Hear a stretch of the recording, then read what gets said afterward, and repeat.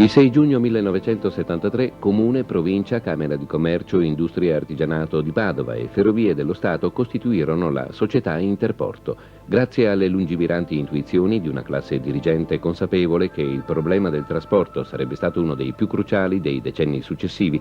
L'Interporto di Padova SpA è stato in assoluto la prima società in questo settore, costituita con la denominazione Interporto. La società ha attualmente per oggetto lo studio, la promozione, il coordinamento, lo svolgimento, la gestione di tutte le attività inerenti alla creazione e all'esercizio di un interporto, così come definito dalla legge del 4 agosto del 90, numero 240, e cioè un complesso organico di strutture e servizi integrati e finalizzati allo scambio di merci tra le diverse modalità di trasporto, comunque comprendenti uno scalo ferroviario idoneo a formare e ricevere treni completi e in collegamento con porti, aeroporti e viabilità di grande comunicazione.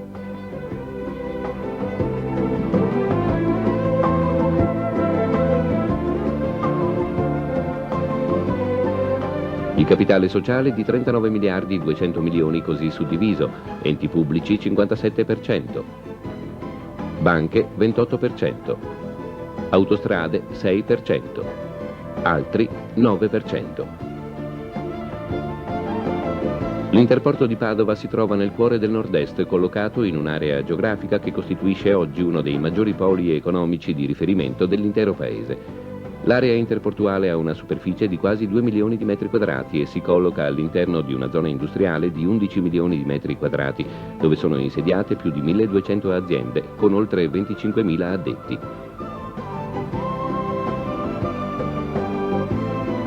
La posizione geografica dell'Interporto rappresenta quanto di meglio si possa offrire ad un operatore. Il raccordo con la rete ferroviaria è assicurato da una dorsale binaria di 4 km che collega il terminal container con l'asse Trieste-Torino e con l'asse Padova-Roma. Il collegamento autostradale è garantito da ben 2 caselli, uno sulla Serenissima e l'altro sulla Padova-Bologna. Infrastrutture e servizi interni sono all'avanguardia e consentono all'Interporto standard di efficienza, di economia, di qualità estremamente competitivi. 350.000 metri quadrati di infrastrutture ferroviarie comprensive di un terminal ferroviario di 70.000 metri quadrati con 8 binari da 450 metri di lunghezza, un terminal ferroviario di 65.000 metri quadrati con 6 binari da 450 metri di lunghezza, un terminal di 36.000 metri quadrati per lo stoccaggio e la manutenzione dei vuoti dotato di officina e 2 binari da 400 metri. Un terminal per il combinato e un fascio base di presa consegna di 21 binari per 55.000 metri quadrati di superficie.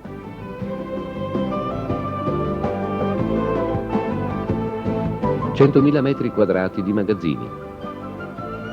L'Interporto non è solo un inland terminal, ma è anche una piattaforma logistica, un district park collocato in una zona strategicamente perfetta per lo svolgimento delle attività di just in time e di ogni forma di manipolazione e distribuzione della merce.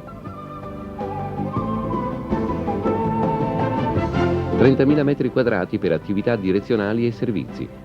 Una rete telematica in funzione della razionalizzazione globale del servizio trasporto merce. Oggi tutta l'area interportuale è cablata con un anello a fibre ottiche che interconnette ogni singolo operatore ai servizi messi a disposizione dall'Interporto.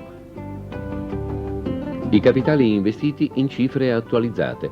Interporto di Padova SpA 200 miliardi di lire, Ferrovie dello Stato 50 miliardi di lire, altri soggetti 50 miliardi di lire, totale 300 miliardi di lire.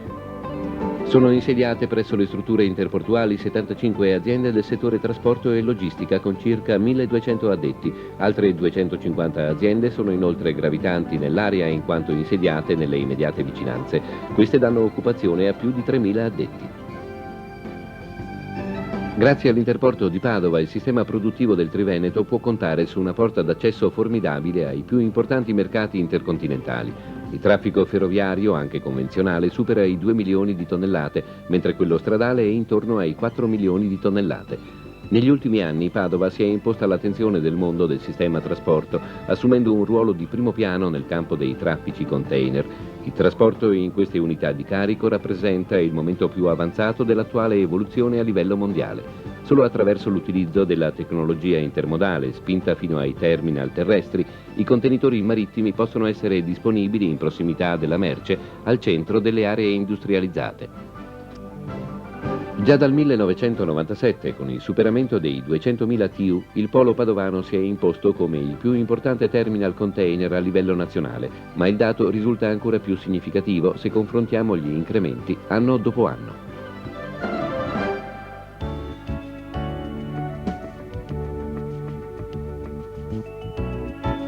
Il sistema terminalistico di Padova è collegato attraverso treni bloccati giornalieri con i più importanti porti italiani, La Spezia, Genova, Livorno, Trieste, Gioia Tauro, e del nord Europa, Rotterdam, Le Havre, Bremerhaven, Amburgo.